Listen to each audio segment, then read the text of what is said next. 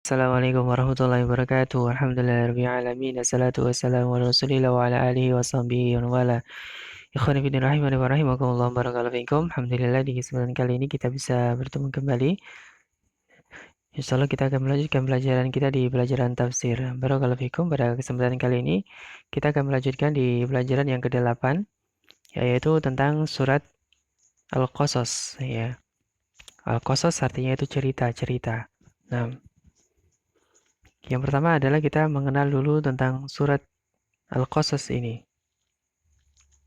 Bahwasanya surat Al-Qasas ya adalah surat yang ke-28 ya urutannya di dalam Al-Qur'an.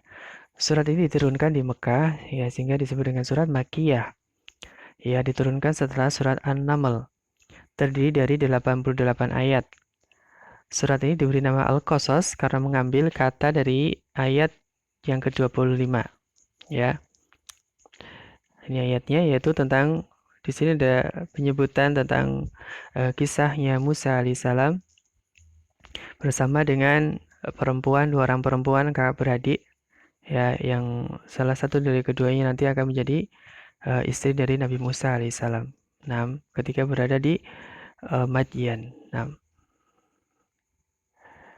surah ini diturunkan ketika kaum muslimin di Mekah ya dalam keadaan lemah ya karena kekejaman orang musyrikin Quraisy ya. Allah menurunkan surat ini sebagai perbandingan, sebagai penghibur ya. Dengan riwayat hidup Nabi Musa dengan kekejaman Fir'aun dan akibat kemewahan Qarun serta yang memberi kabar gembira yaitu dengan dijanjikannya kemenangan Nabi Muhammad SAW kelak. Nah, barakallahu fikum. Kemudian kandungan dari surah Al-Qasas diantaranya adalah tentang kisah Nabi Musa alaihissalam ya dengan siapa? Nah, dengan Raja Fir'aun. Kemudian tentang dalil-dalil tauhid dan juga tentang di dalamnya ada kisah Qarun. Nah, jadi ayat 1 sampai 6 ya tentang kezaliman Firaun terhadap Bani Israel. Jadi Firaun itu tinggal di Mesir ya. Kemudian Bani Israel adalah kaumnya Nabi Musa alaihissalam. Kemudian kelahiran Nabi Musa alaihissalam dan penyusuannya ya tentu kita nanti akan pelajari bersama kisahnya bagaimana Nabi Musa lahir ya dari ibunya dalam keadaan bahaya ya ancaman dari tentara Firaun. Kemudian selanjutnya adalah Musa alaihissalam membunuh seorang laki-laki di Mesir. Ya, laki-laki Kipti, suku di Mesir ya.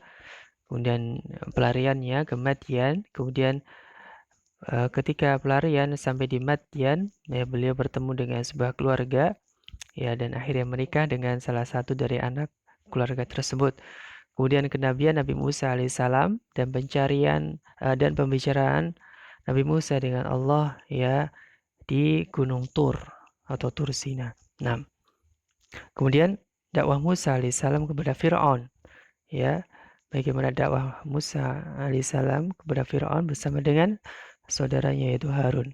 Kemudian dalil kemujizatan Al-Quran dan kebenaran tentang kabar-kabarnya.